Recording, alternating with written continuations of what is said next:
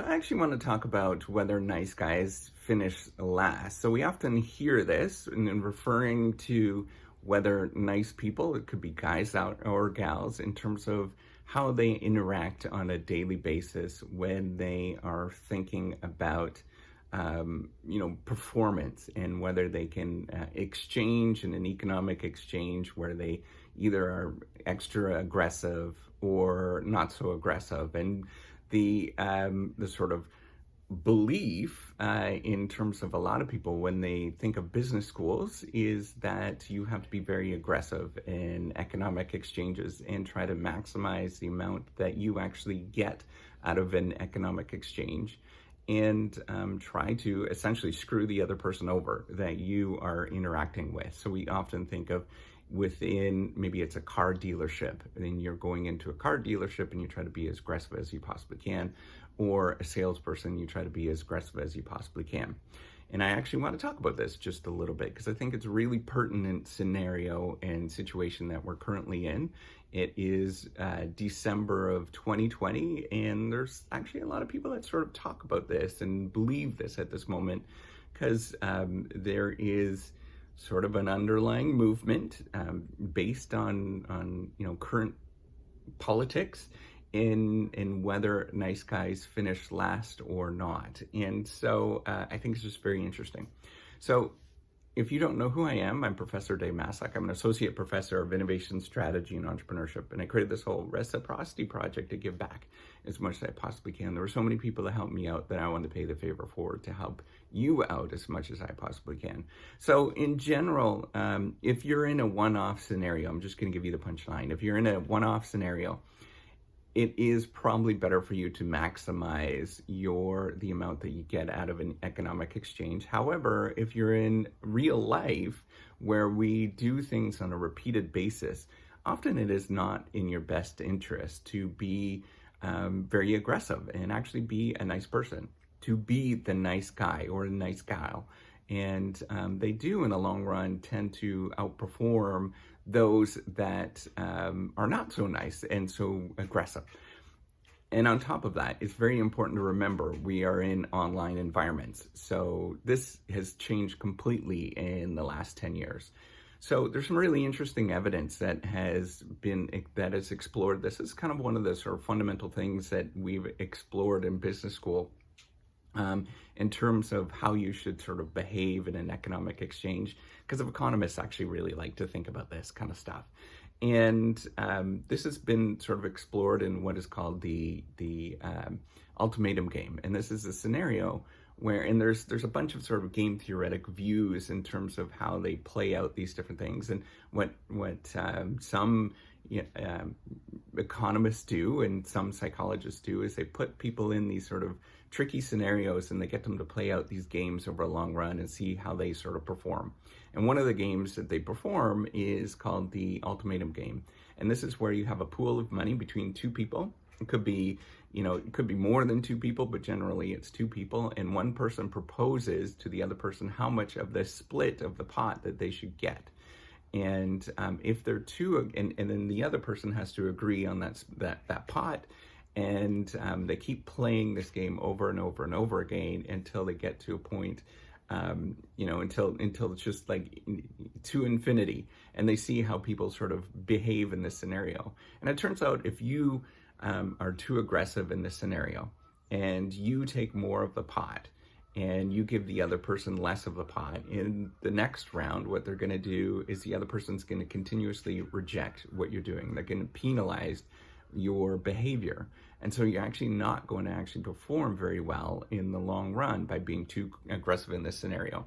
Now, there's all sorts of really cool, interesting other research that has explored this in other domains. One of the ones is Brian Uzi that has explored this in terms of, this is actually fairly old research now, looking at how, I think it was in the diamond market, I think it was Hasidic Jews in New York. I have to sort of brush up on it, but basically the story is they're looking at how people actually ensure that the diamonds are priced fairly in New York. And And what they looked at is that the reason is, or what, Brian Uzi sort of thought about, is that the reason that things are priced fairly and things are valued correctly, and people are not sort of being overly aggressive in that scenario, is because they have trust amongst all the people that are trading in that particular market.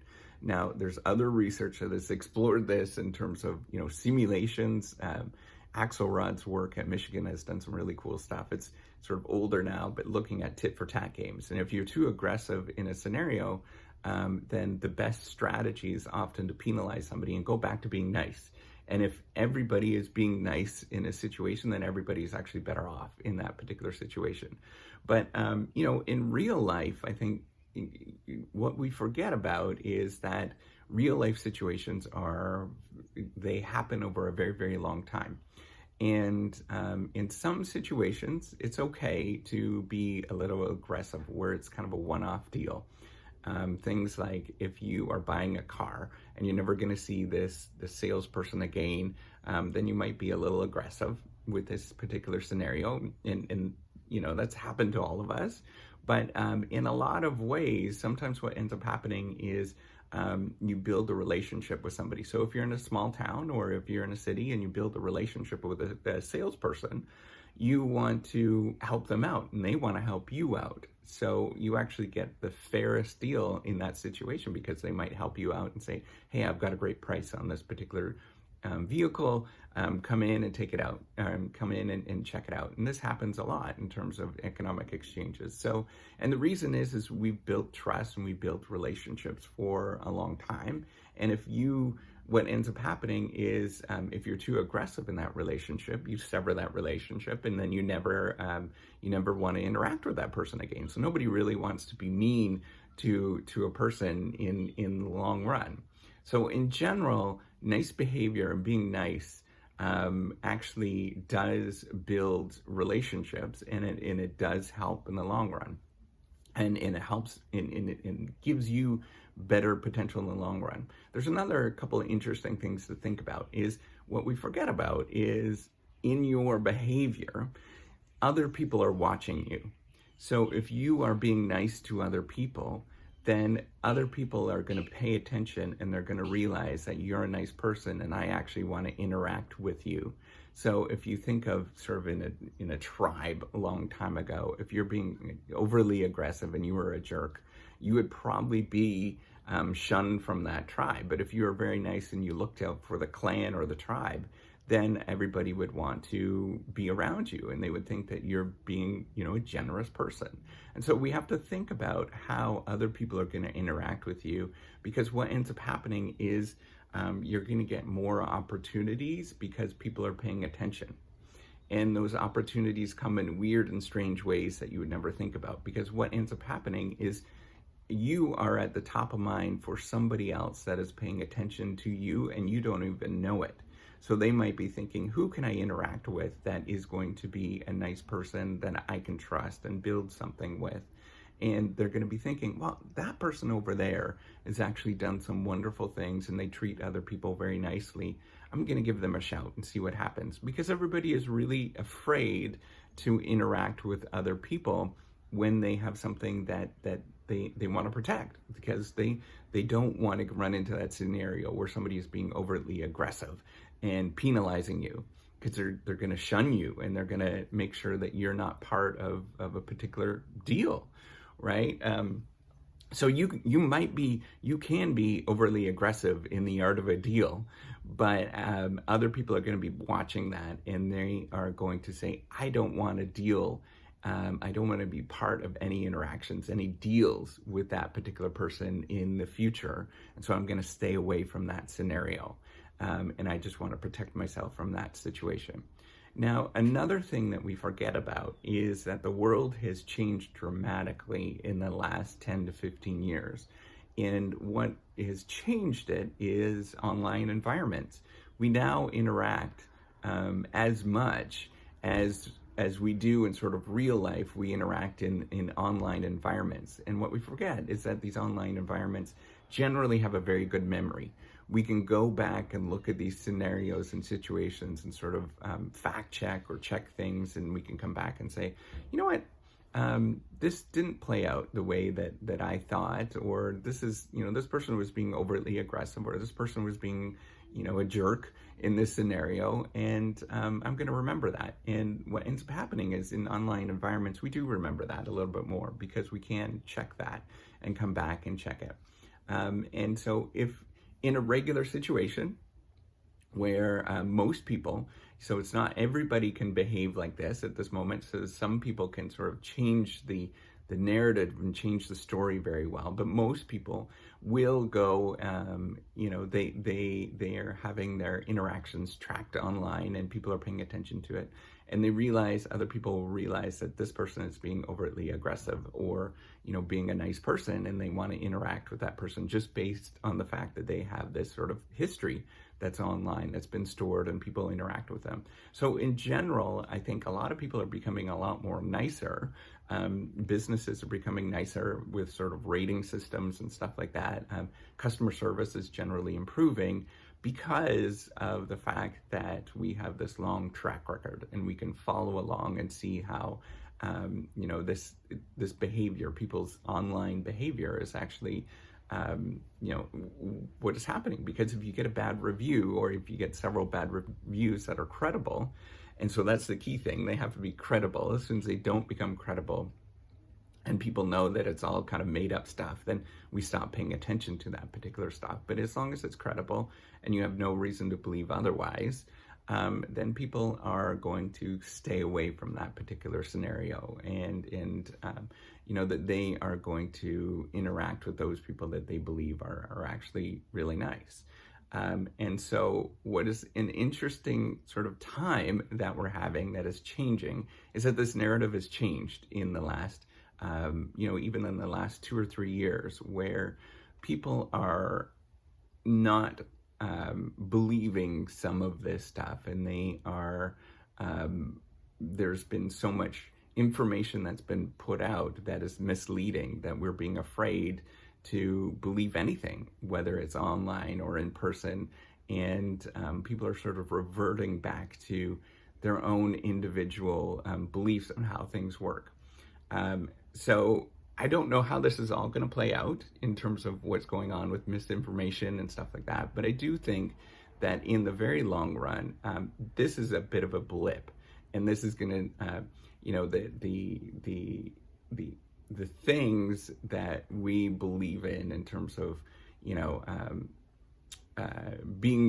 treating other people nicely, in terms of the evidence of treating other people nicely with economic exchanges. I think that that's going to play out in the long run, because the systems that we have in place do value the economic systems that we have in place, whether it's, actually, buying something from somebody, or, the basic rule of law and things that we have set up actually do value being nice to other people, because we as a society and as people, we actually prosper more when everybody is nicer to everybody else. And whenever this falls apart, sort of economic prosperity in general falls, because what's happening is we can't trust other people to do economic exchanges, because we always are, we're uncertain on how they're going to behave, and so we don't want to interact with them as much. So the more that we can get back to being nice to other people, the better off that we are going to be collectively as a society as a whole. So I know it's kind of interesting, but there is a sort of long history in exploring that we are better off by being nice to other people and trying to be a better person in a situation. And it's especially becoming more important in this day and age of, misinformation, in this day and age where we have online environments where people can track this stuff and see what you're up to and what you're doing. Because what ends up happening is we have a tremendous amount of opportunities that are created by people watching what you are doing, and they will believe in what you're doing. And you don't know who those people are, and that's the amazing thing with online environments, and the amazing thing with in general, in terms of how you interact with other people, is that you just don't know who is going to be paying attention, and they will give you opportunities that you'd never imagine. So with that, hopefully I convinced you that nice guys and nice gals do finish last in the long run. It's a long run strategy. That's the one thing that I need to point out, is in the long run, it does play out that well, but long run could be a very long time. It could be a decade, it could be 20 years, it could be 30 years, but it does play out in the long run. It just takes a very, very long time. A lot more than most people are willing to do on a day-to-day basis. But if you keep reverting back and keep thinking about that, then you do benefit from being nice to other people. So with that, give me a thumbs up if you like this video, and do take care and have a wonderful day. Bye.